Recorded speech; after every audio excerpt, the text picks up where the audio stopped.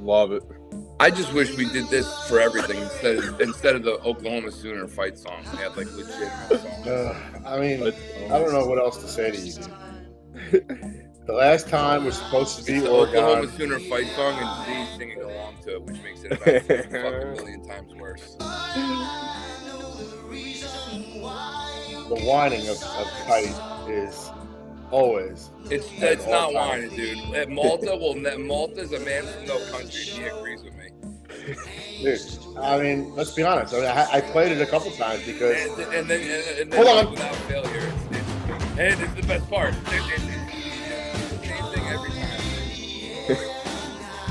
It's not the Oklahoma fight song, Kite. This is, in my opinion, the unofficial fight song of the University of Miami. It is. Take it as you will. I listened to their fight song. I was not impressed. And Mike Tyson. No, I don't know if anybody would even have heard of it. I don't even know if they have a band at their games. But, hey, they deserve it. You know, big win. Huge win over Florida State for them. That basically the champs of Florida, you can say. So they deserve this. They just definitely deserve this this song playing for them. Yep. Game. I just from the beginning of that game, it was a beatdown. Oh yeah. It wasn't even like Nope. you know. Wait till that song fades away right there, but FSU started that game. I mean, they had a nice little drive that ended up in a field goal, and then from there on, it was basically all Miami guys. I mean, Oh man. you know, Miami took the 7-3 lead in the first quarter. That 4-yard touchdown pass back through to C.J. Daniels on that nice goal line RPO they had, and then an interception by Miami on the following Florida State drive quickly led to another 44-yard pass when Carson Beck dropped in a perfect dime to Malachi Tony. Malachi Tony's a freshman, dude. He's a human joystick, man. He was impressive, man. I he don't know. Is he related to the Tony the Giants drafted from Florida? I don't know, but No, it's he's funny. not. I thought the Okay. same thing. Yeah, I thought he was. You know what they said too? They said that he reclassified, and I know, like when we use the word reclassify, it means hold the kid back so he's bigger and better. He could be a high school senior right now, from what I understand. Wow, that's wild to me. Listen, when you're talented, man, and that's what a lot of these guys and that's what they are, man. But the Hurricanes, I mean, you know, basically they got out to that I was like a 21-3, 28-something lead, and Florida State came roaring back in the second half. I think the one thing that we say sometimes, Kite, is Miami might have just been bored with routine success of pounding the crap out of Florida State. 100%. Let them get back into it. But it wind up being 19 unanswered points for Florida State at the end of that game, which made it close. But I don't think it really tells. You see the final score, you see stat line. It doesn't tell the game. I mean, I think Florida State winds up outgaining them, but it was like garbage time the whole second half. I mean, so as much as it was a hyped up game, it was just a beatdown and just almost like big brother, like telling a little brother, just relax, you know, he'll throw you a bone here and there. I tell you what, man, I just feel like Miami watching them. I've watched a few of their games now. They have the characteristics of like a tough team, right? They play outrageous defense. They're nasty. They're physical. They fly to the ball. They got two awesome guys that set edges. Mm-hmm. And then offensively, they have, you know, they got a big physical running back. They have a big, nasty physical offensive line. Their offensive coordinator is not afraid to just pummel you with the run game, body blows the whole first half. And not then bored with routine success, right? When Carson Beck shows up on top of it, it's like they look great, you know? I agree. Yeah. Man, you watch the beginning of that game and you just watch Mario Cristobal pacing the sidelines back and forth, looking across the field. Like, I don't know if that's something that these guys worked on in Oregon, but I mean, Mario Cristobal does it. Dan Lanning does it. They look across the field like they're looking at a coach or somebody, and they're ready to just walk out to midfield and fight.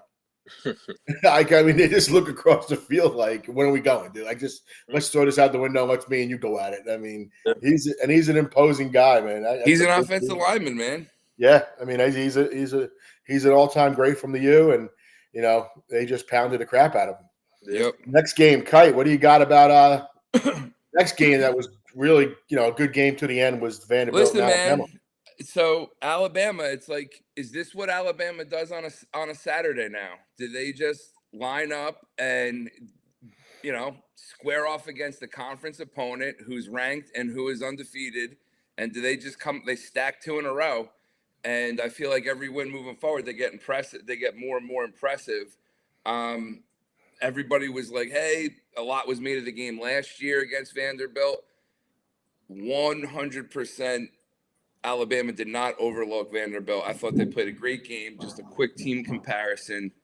I feel like Bama beat them in a lot of major categories, right? 340 passing yards to Vanderbilt's 198, 146 rushing yards to Vanderbilt's 135, which is huge for Bama because a lot of people, and rightfully so, a lot of people think Alabama's run defense is a little suspect. That's a big thing coming up this week. We'll get into that in a minute.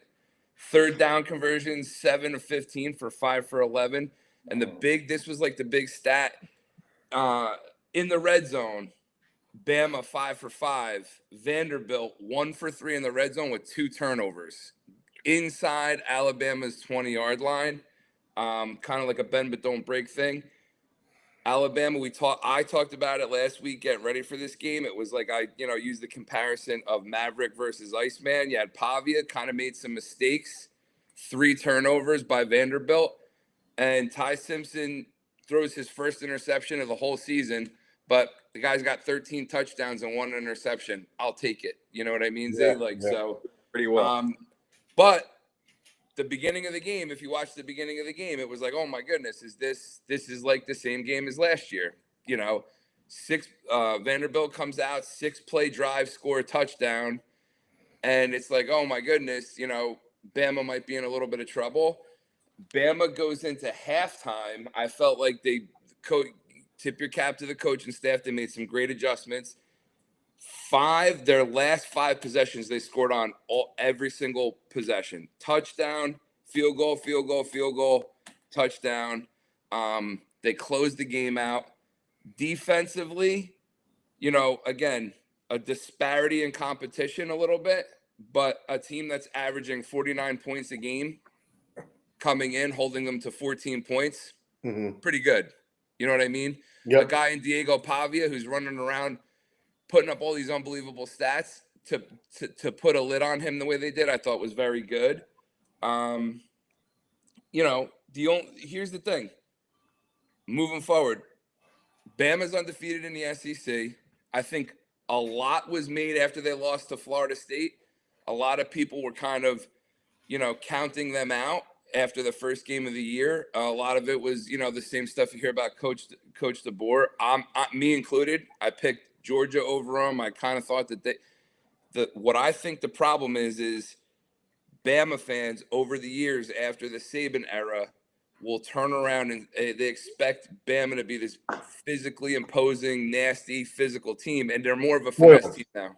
You know what I mean? So, yeah.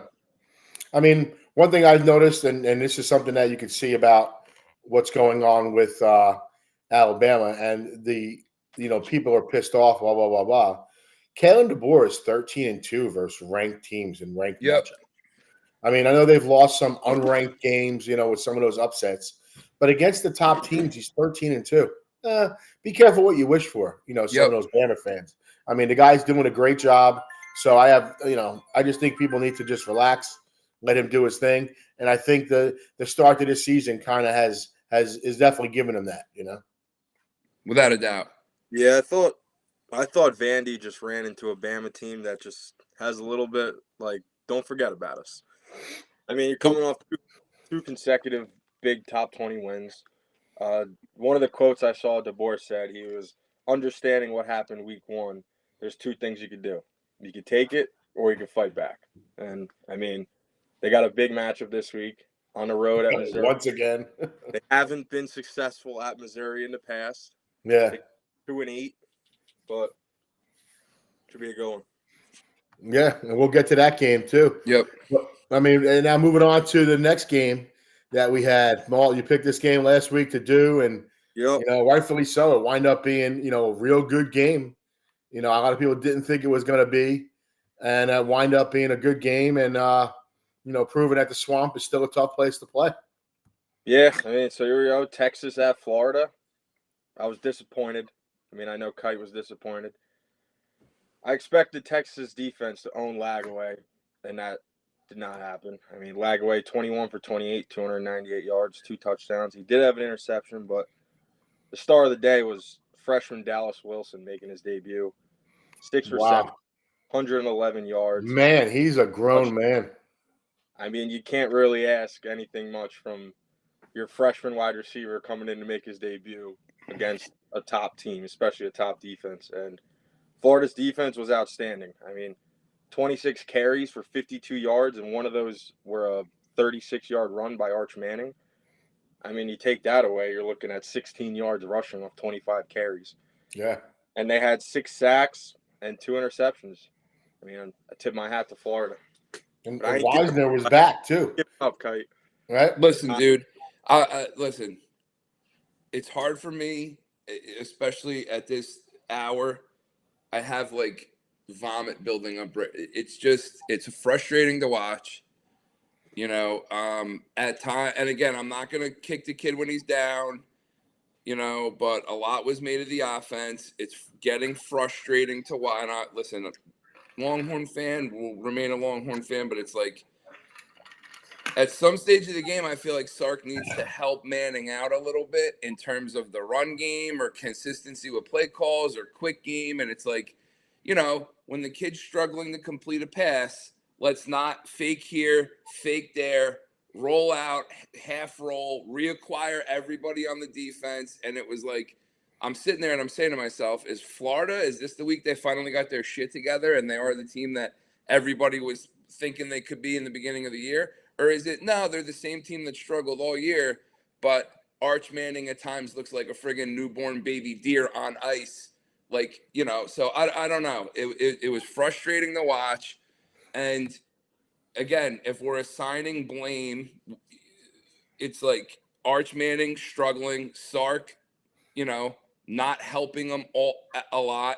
And the offensive line looked bad. I mean, the defense was like the one shining light. I was like, you know what? As bad as the offense is going to play, I think they're going to stop Florida. Couldn't do it. Definitely. So, listen, it is what it is. It was a very frustrating game to watch, but hopefully things improve this week. The thing that, concerning, I would say, is as a Texas fan, if you are, is, again, Florida, 6 sacks and 8 pressures, 2 INTs on Manning. So is it the Texas O-line coach? Is that the Texas issue is O-line's Texas? So here's the deal. And I know, Z, you're going to go, I know exactly what you're going to say. Texas has money. They go out in the NIL era. They buy talent. Yes, Texas has a lot of talent. Texas has a lot of highly ranked players, 4 or 5-star guys on the roster. The offensive line is, I want to say, I'm very sure about this, not 100%. I feel like it's like one returning starter and the rest are all new. I feel like they lost 4 guys. Now, again, it's like, okay, that happens. You got to reload. You're talented. You're highly recruited players. We're however many weeks into the year, let's friggin' gel and, it's pass protection. And, oh, by the way, who's your offensive line coach? Possibly one of the best offensive line coaches in the country in Coach Flood. So it's like, get your shit together. I don't know what to say at this point. But, no, the offensive line did not play well. There was a lot of pressure. Manning is not doing well with pressure. The pressure was in his face. Guys also thought he held the ball a lot. Really thought he held the ball a lot. Don't know if it was by play design. He looks at the or rush. Didn't see guys. I'm not going to totally knock the O-line on that, but he held the ball a lot, man. Z, it's like I just feel like he's looking at the rush. I genuinely feel, and you've seen it, coaching for however many years. You get a kid that gets rattled a little bit early on in the year, and it's like, it kind of like they see ghosts. I don't know. It was like when Manning was off, the O-line blocked well, and he had happy feet. When the O-line struggled with protection, there was a guy open down the field. Manning couldn't get to him. It was like, it is what it is, dude. Well, they overlooked him. Yep. I mean, that's how I look at it. Well, again, somebody on this show, mentioned about which team was on upset alert more last week, and we had some real negative responses from one of our hosts on this show. But again, Texas and Florida was I wrote it down as a trap game, and I got ridiculed by some large guy on the show with us. Right. We also had Iowa State as looking at upset alert to Cincinnati. We called it. You know, they were both right. I mean, it's not no one was ridiculing you, dude. It's just like week in, week out, the little like the the friggin' titles of the questions, the intro music, Oklahoma. It's like the socks. It's just like the shit takes its toll on you every once in a while. Does it? Yeah, sometimes it does. Yeah. It's awesome. Coach, you didn't respond to my. There's no. Do you know the word being a gracious? Well, I mean, let's be honest. Can you have a little? You're like friggin' school on Sunday, dude. Can you have a little bit of class here?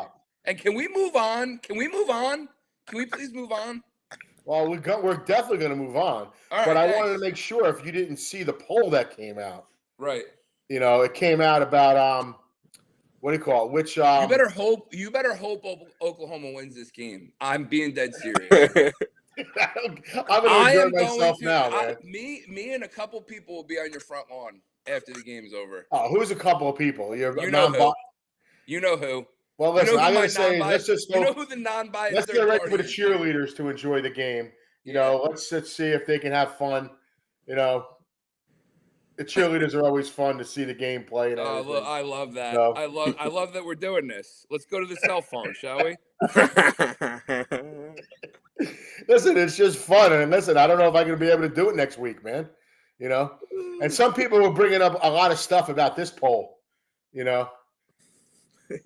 Who is this guy? Oh my God, not him. That was a personal message to you. Did you see that? Did you read that? You know what? I did get one that was a little scrambled. I guess it was from him. The Minister of Culture. The Minister of Culture. Yeah, but this one right here, this poll, this AP poll, a lot of people didn't think it was right. They're like, what is going on with this poll? But if you read it very carefully. What's going on with this guy? Oh, it's great. That's a good one. We got some good ones here, man. I know, they're so good. This poll is great. I really enjoyed this poll, and I think it's right on the money, man. We're gonna have some fun with this one, man. It's coming up. But first, we'll get to our Who You Rather questions this week. All right, after week 6. All right. Now, who would you rather be? These are two top teams right here that I'm not sure which one would be tougher. There you go. Is that one that we sent you about the Dallas Cowboys? You call me boomer. Change that right to OU? I'll call you sooner. You take the ones we sent you about the Cowboys and switch them right over, huh? Oh, that's great. There's so many out there, man. It's so fun. When you comb the internet, you see these things, and oh my God, some of this stuff. This one was a good one too, man. I got this one, with just beating up the poor Texas guy in the car in the bowl. There's so many out there. It's just so fun. But I mean, listen, it is great, and this is. I mean, we'll get to it in a minute. But would you rather be Ohio State, maintaining your number 1 ranking, dominant win over Minnesota? The offense clicked and some of their key players excelled, or Texas A&M dominating Mississippi State, which was a strong team right there. Was a good Mississippi State team. It mostly in the second half dominated them. They're strong and they're good rushing attack and they're very good defense. So, which team would you rather be right now?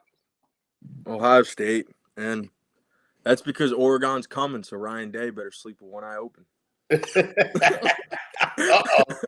No. Does that mean Malt's going to sneak up onto his house, man? Yeah, listen, Ohio. I feel like. Someone had a great quote. I want to say I heard it on the Herd.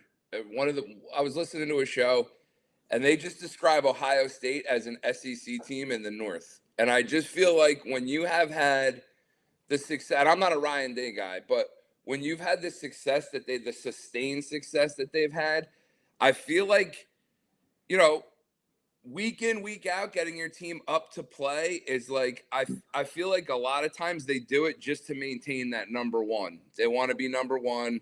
It's like a business trip.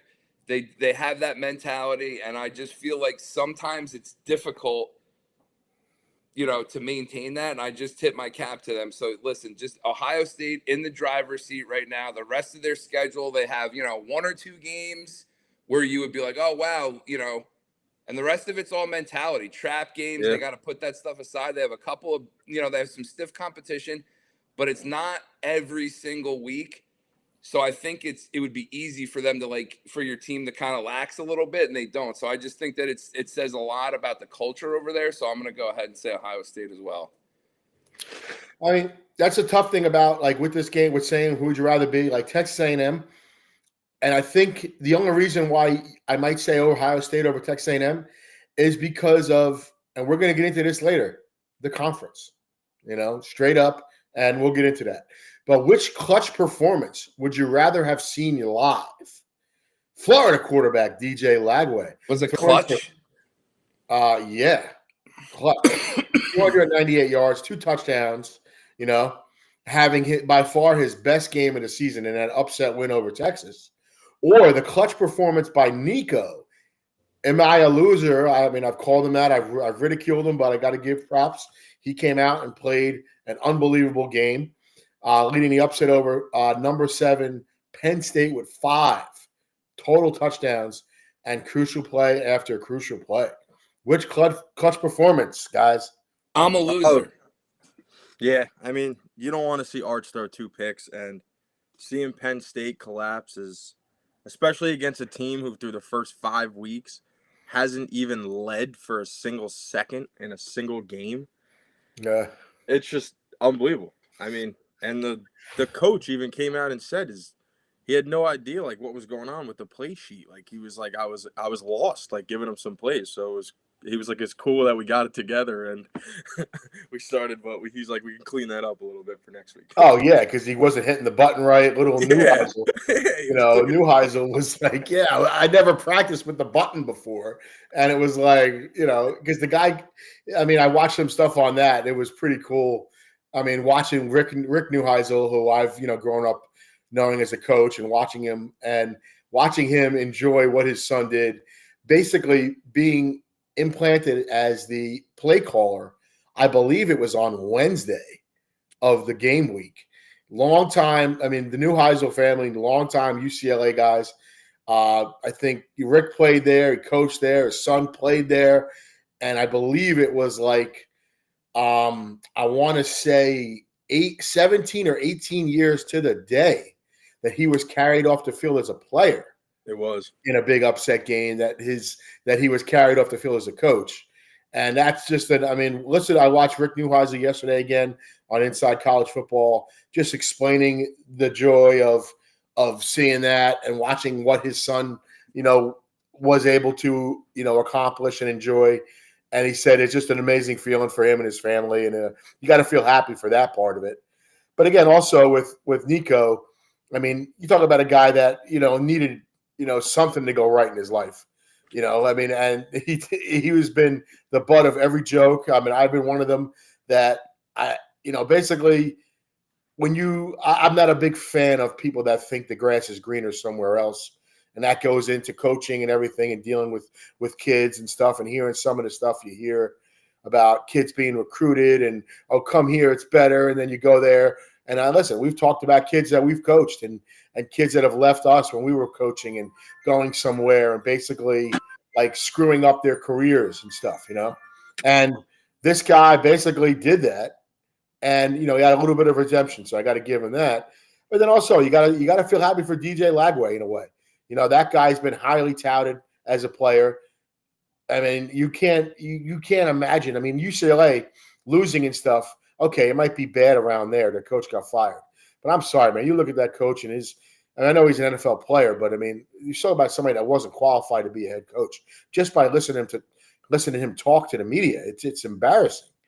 And that was more. I mean, Florida, Billy Napier earned his way to Florida. Again, SEC once again. Who cares about college football in the middle of Los Angeles? And that's what they're saying. Not many people. But in the middle of the swamp in Gainesville, they really care about football. So, I mean, Billy Napier getting ridiculed a lot. a lot of it rightfully deserved, but it's also a tough league, And I guess they're showing now they're coming together, and you never know. I mean, they're traveling. Okay, so they had a good upset. Maybe they got a nice little cake game in their division that they can actually lean on this week. Oh, but no, they're traveling to Texas A&M. Yeah. Like, welcome to the SEC, right? It's every week, man. And before NIL, coach, before NIL was like, all right, here we go, Georgia, Alabama, maybe LSU, and then it was like, your off weeks, for lack of a better term, were like, oh, Kentucky, Ole Miss, like, nope, sorry, man. They're one team's better than the next, and they're all brutal, and you're playing them every week. Your guys are getting banged up. You're in a fight for your life every week. So I agree, boys. All right, now getting into the next would you rather be. Cincinnati running back Evan Pryor rushes for 100 yards and 2 touchdowns on just 10 carries in an upset over number 14 Iowa State. Or Texas A&M running back Reuben Owens finally having his breakout game with 142 yards and 21 carries, including a 37-yard TD run in a win over Mississippi State. Which running back, boys? I'm happy for Reuben Owens, and I'll just say it for this reason. I feel like Texas A&M is a very good team. They've had some great wins, and I feel like Owens up to this point has just kind of been like the Robin to Marcel Reed's Batman, and I just feel like he's been, he's always had a big role.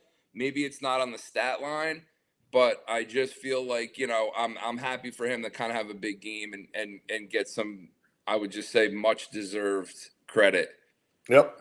Yeah, I agree there because Le'Veon Moss was dealing with a stomach issue, and supposedly he still is. So if he's out, can't go wrong with a running back that just put up 142. Yep. Like I said, man, that's some good games right there, some good teams, some good performance by both of those guys. Now we're going to get into Week 7, and we're going to lead off with listen, I know we are favoring this. Me and Kite definitely are very much homers in this game, but I have to say, I know I've been watching this game for a long time, watching all the highlights from this on Twitter this week. Again, most of my video feed is in the Oklahoma side of it, but just looking through like the top victories in the Red River Shootout over the years and watching the highlights and seeing the coaches and watching so many plays this week, I feel it's one of the premier, if not the best, rivalries. And just basically, you've been there, Kite, as far as seeing the whole Texas Fair and I've never seen anything like it around it. The game. It's not just the game.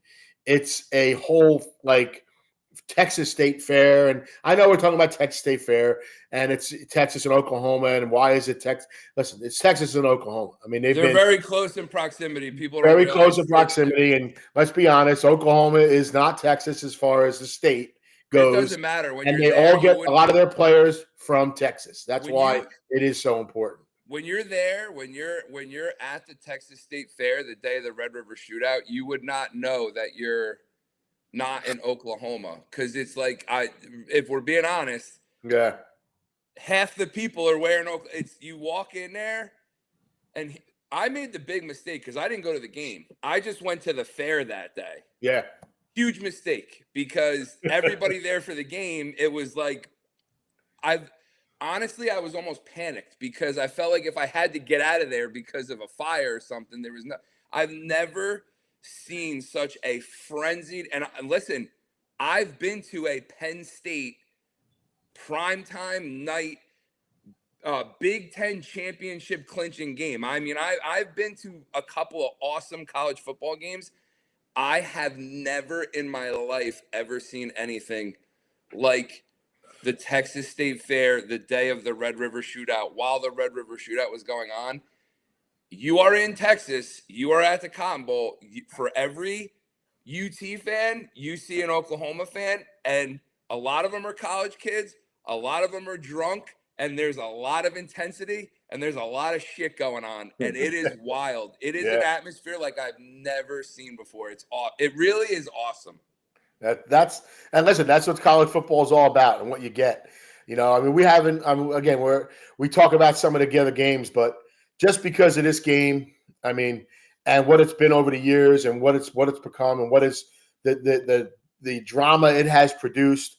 I mean, I watched the highlight of Roy Williams on the goal line, jumping over the cut block, sacking, hitting the quarterback, knocking the ball out. Teddy Lehman scoring to preserve the win. Watching that highlight brought back, and all of a sudden I see that was 20 years ago. I remember watching that game. I'm like, that was 20 years ago, And then watching, a couple years ago when Dylan Gabriel led him back in that last-minute drive against Texas with that. I mean, that throw, he was looking the other side of the field. All of a sudden, last minute, he turns and chucks it and makes an unbelievable pass to win the game. That I didn't think Oklahoma had a chance in that game.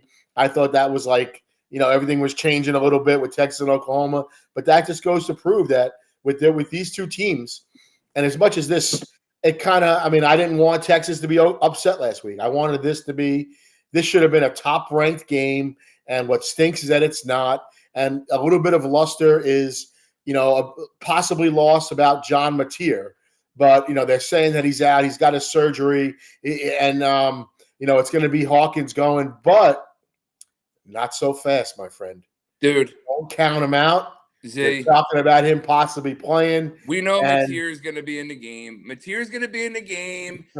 This is another just Oklahoma whacker tactic. He's got the friggin' Dr. Shin. They're shooting a guy up. Mateer's taking the needle. Forget about the kid's liver. I mean, how old is he? Forget about the kid's liver. Forget about whether he wants to have kids one day. Who gives a shit? Let's get him ready for the Red River Shootout. Typical Oklahoma shit. And we know Mateer's going to be there. Texas is preparing for Mateer. They've said it probably 10 times already. So no one's shocked that Mateer's showing up. So enough with that. You know what I mean? Well, listen, man, you don't know for sure. I mean, it is talking about it. Definitely would be a little early. But again, I would not be surprised. I mean, depending on the way this goes, I mean, maybe, if you're Brett Venables, are you going to start off the game? Because, again, you got to understand a whole week of practice leads up to this, which affects a week of healing too. So, I mean, is Mateer practicing all week? Who knows? Is Hawkins going to start? And is it going to be, let's see if, we throw Mateer in there to win the game. And, listen, let's be honest. I mean, he was taken out of like the Heisman Trophy. I can see an awesome Heisman moment coming in, like I said, you guys, that the meme about Bobby Boucher showing up at halftime at the Bourbon Bowl. And, Mateer comes out at halftime.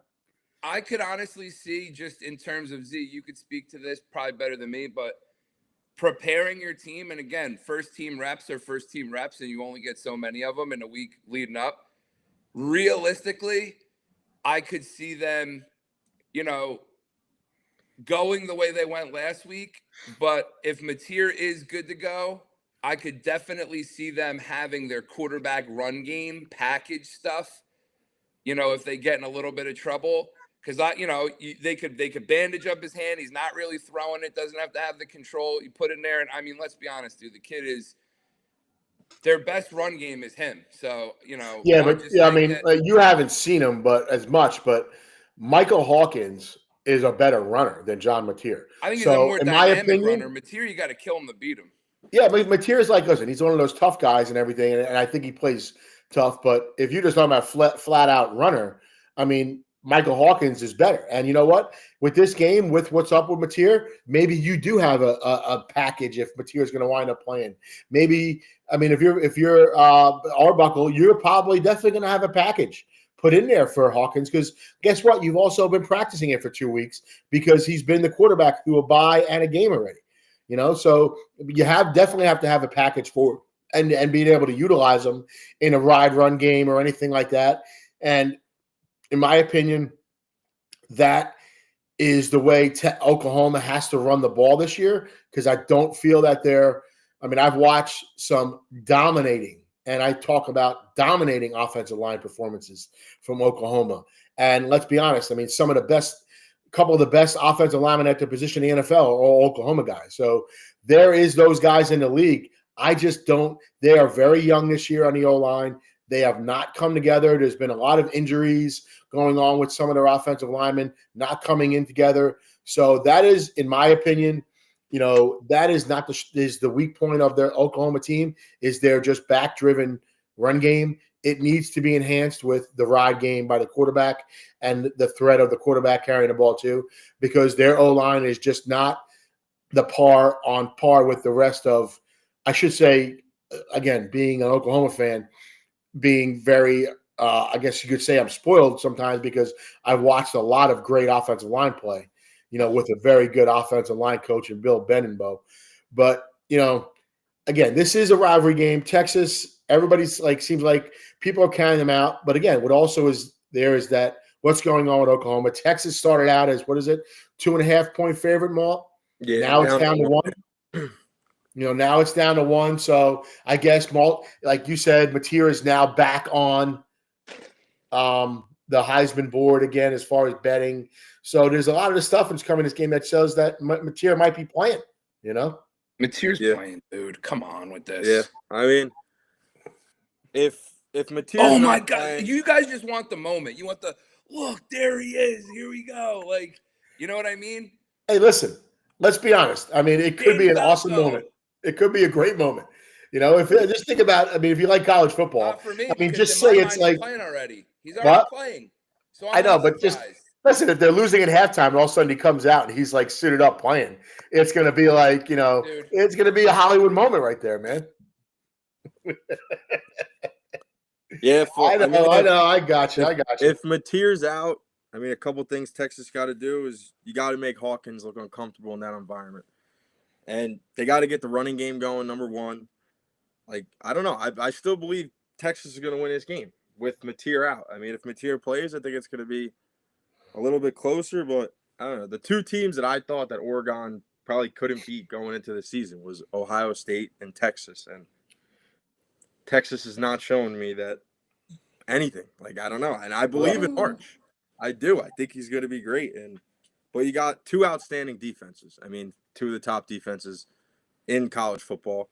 And a couple things Oklahoma's got to do if Mateer's out is, I guess if Mateer's in too, but I got one that, just like Florida did last week, big plays. Big plays are huge, especially against a defense that doesn't really give up too much. So when you get big plays, you gotta strike them and take them in.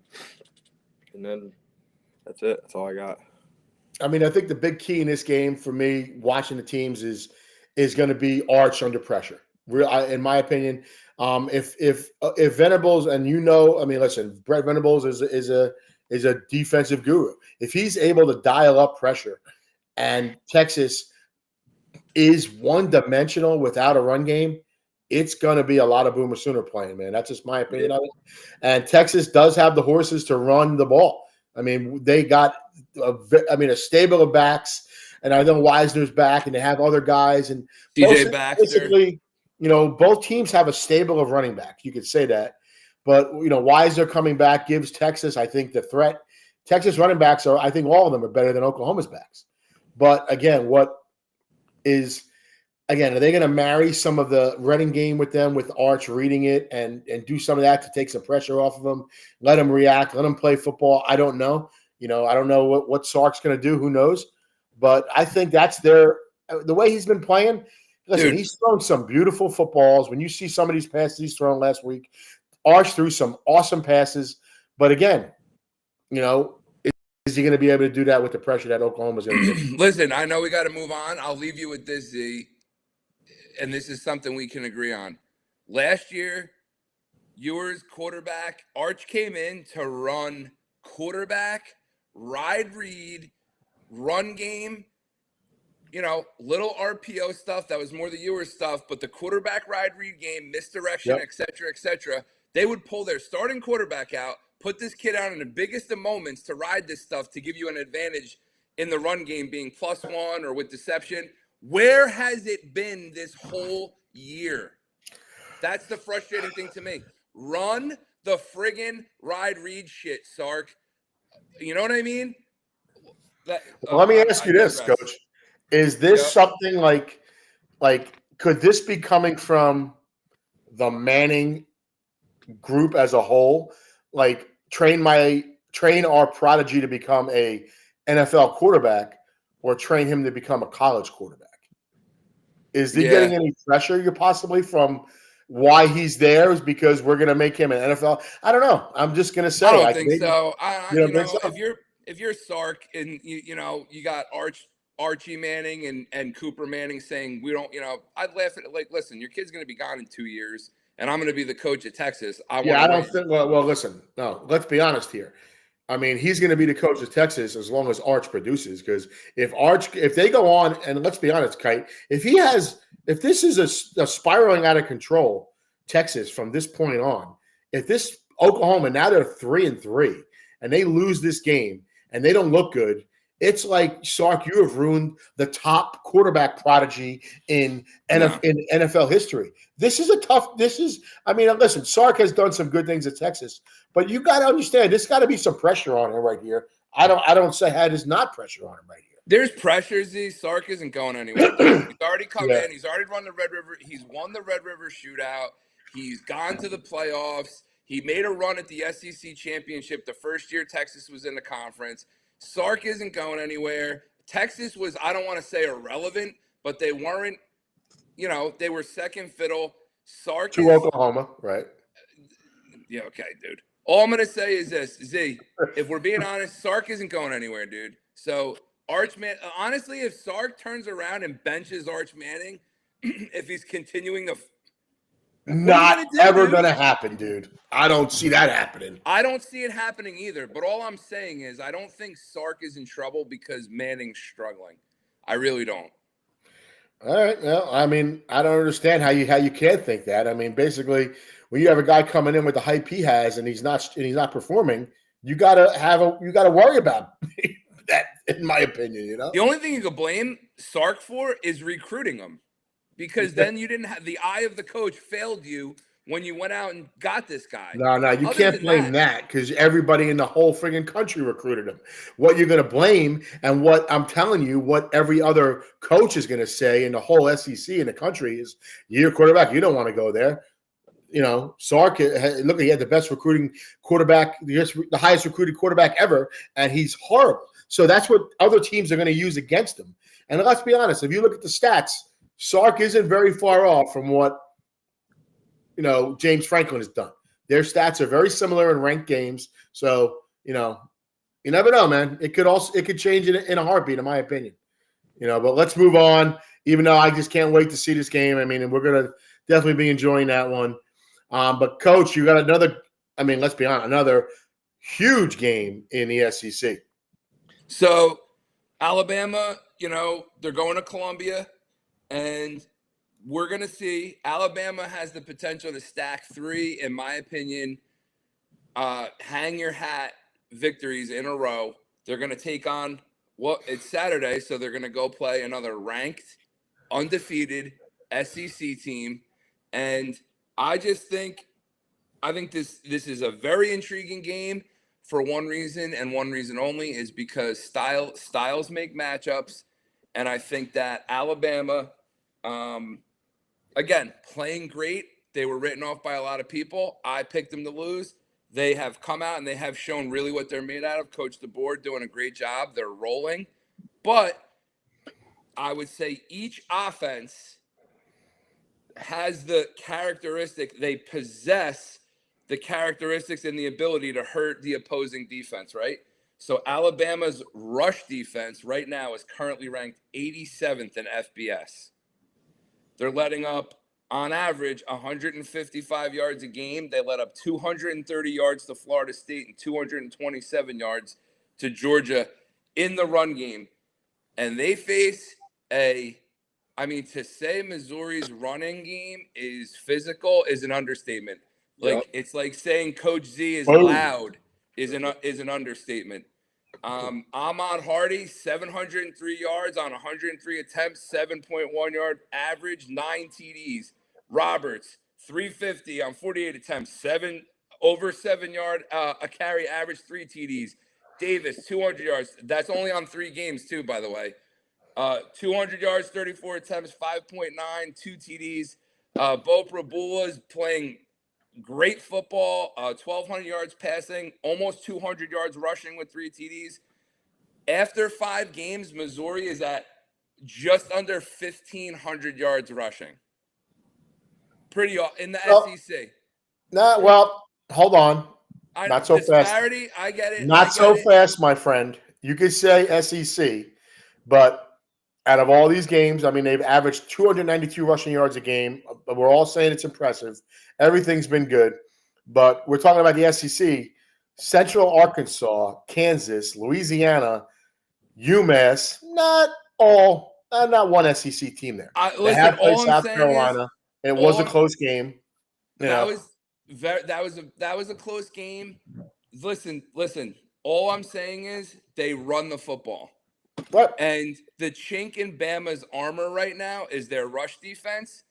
I watched the entire Alabama Vanderbilt game, and if I could lay the biggest criticism you could probably lay is that I feel like Vanderbilt got away from the run in the second half.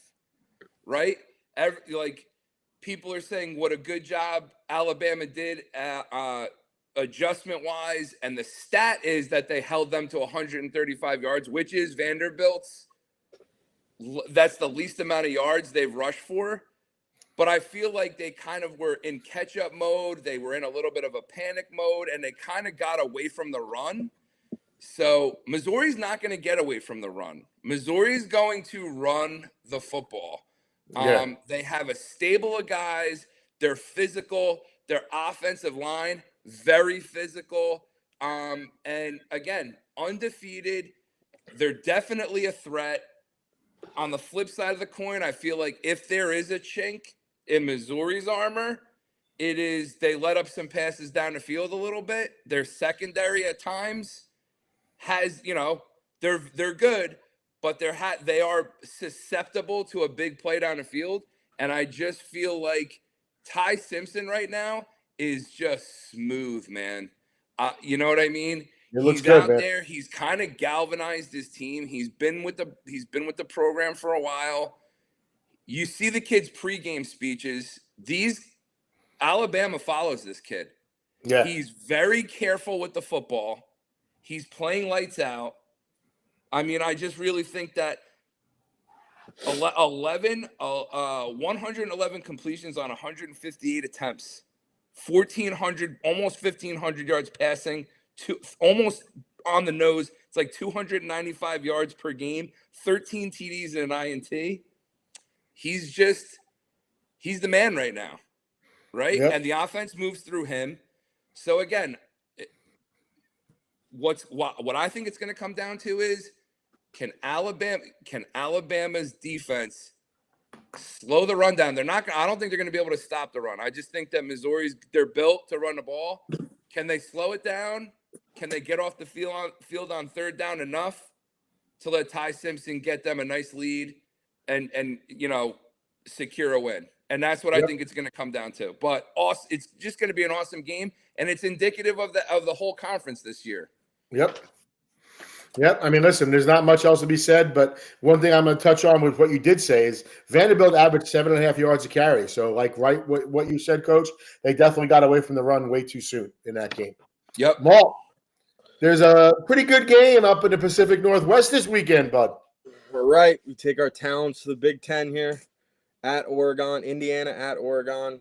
A couple stats for you here just to shake the room. Dan Lanning, 19-1 at home. Whoa, it's shaking. Look at I can't believe how much mine's shaking.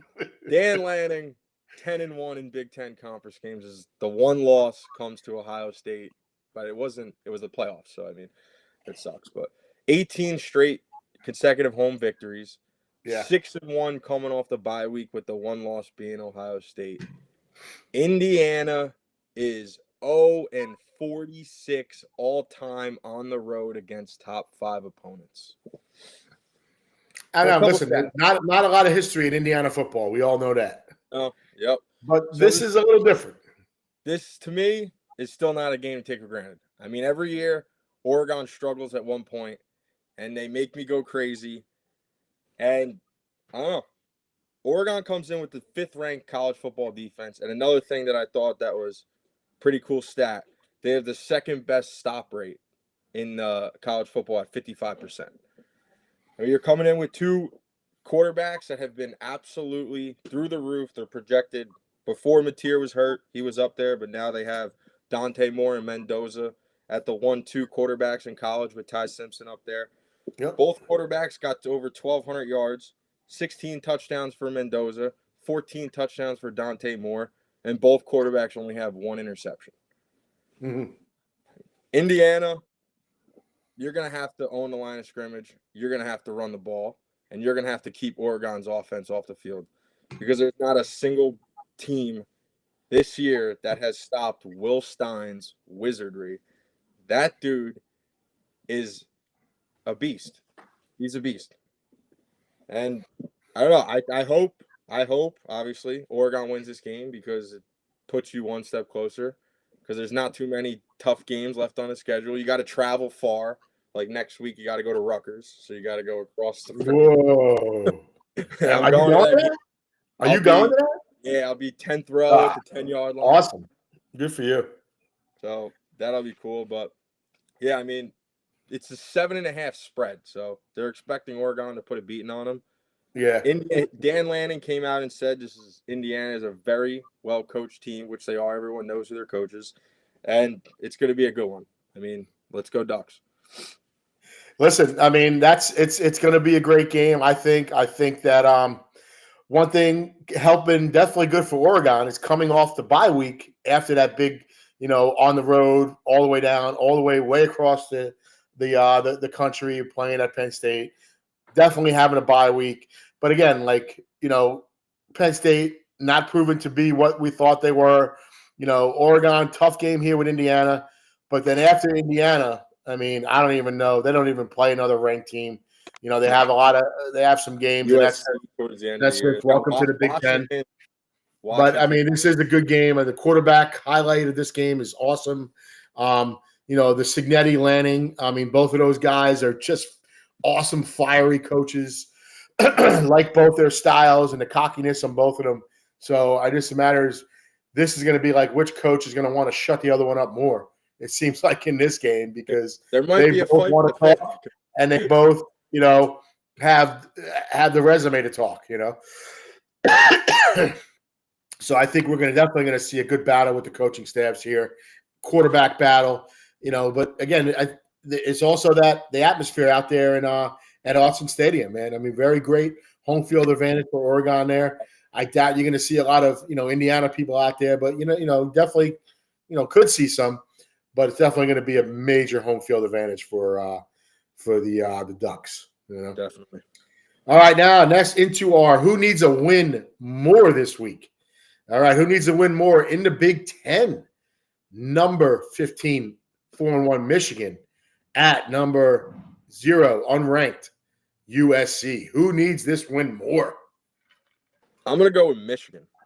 I mean, any chance at a loss, I think, kills their chances at the playoffs. So, yep. Been doing. I agree. It's just to take it a step further. Also, they have their big rivalry. The Michigan-Ohio State game. They're gonna have to go. They're gonna have to go beat Ohio State, and they were thought of. In the beginning of the season, they kind of thought of themselves as being, I think, a little bit better team than maybe they are right now. So to keep their playoff hopes alive, I think they definitely need a win. USC right now has a lot. I mean, just with the rest of their schedule, I don't know if they're getting in the playoffs. So I would say Michigan. Oh, well, that's why, I think USC needs it more because Michigan does have the Ohio State game. And this is, I mean, there's a lot of stuff going around USC, and I follow that sometimes because of, all the controversy when Lincoln Riley left Boomer Sooner to go to USC, got a lot of money. And basically he has performed a little worse than Clay Helton, his predecessor. But again, also moving into the Big Ten does affect that with some of the, the rise in competition compared to the old Pac-12. So who needs this win more in the SEC? Number 10, 4-1 Georgia at 3-2 Auburn.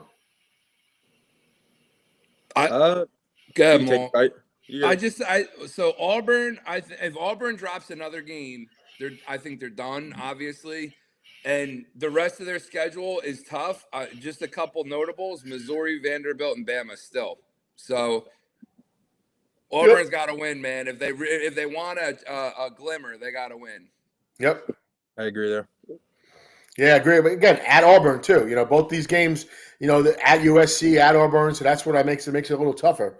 Now, who needs this win more in the Big Ten?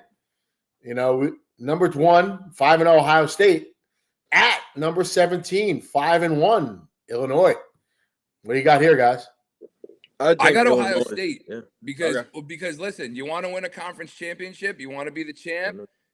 Oregon isn't losing another game because Malta, no offense, their schedule's ridiculously, stupidly easy the rest of the way. So agree. Oh, listen, they got to worry about this weekend. They got to worry about this week, but moving forward, it's like their biggest thing they're going to worry about is just not getting up for games because they feel like they're going to be looking ahead to a possible championship, conference championship game in the playoffs. So like if you're Ohio State, it's like you kind of have to just kind of keep, it's Oregon's not going to lose. So if you're Ohio State, you got to win.